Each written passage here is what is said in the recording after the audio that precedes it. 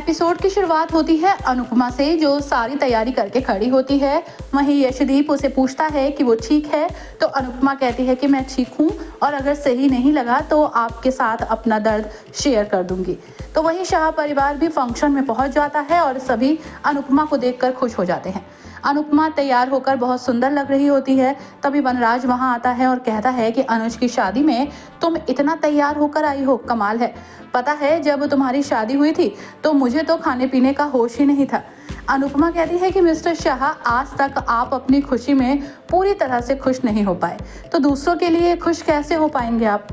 मेरी शादी में आप आगे नहीं बढ़ पाए थे, इसलिए आपको तकलीफ हुई, लेकिन इस शादी में मैं आगे बढ़ गई हूँ और अनुज की खुशी में खुश हूँ। इसके बाद आध्या आती है और अनुज और श्रुति का स्वागत करती है। वो कहती है कि मैं बहुत खुश हूँ कि मेरे पॉप्स को श्रुति जैसी लाइफ पार्टनर मिली, जिसकी दो ही प्रायोरिटी हैं, मैं और पॉप्स। श्रुति से शादी के बाद पॉप्स को बेस्ट पत्नी और परफेक्ट माँ मिल जाएगी, वो माँ जिस पर सिर्फ मेरा हक होगा। मैंने आज उनकी 2 बार नज़र उतार ली है, जिससे उन्हें किसी और की नज़र ना लगे। अनुपमा समझ जाती है कि आध्या उसे ताने मार रही है। अनुज और श्रुति फिर साथ में आते हैं और दोनों को देखकर अनुपमा के आंसू निकल जाते हैं।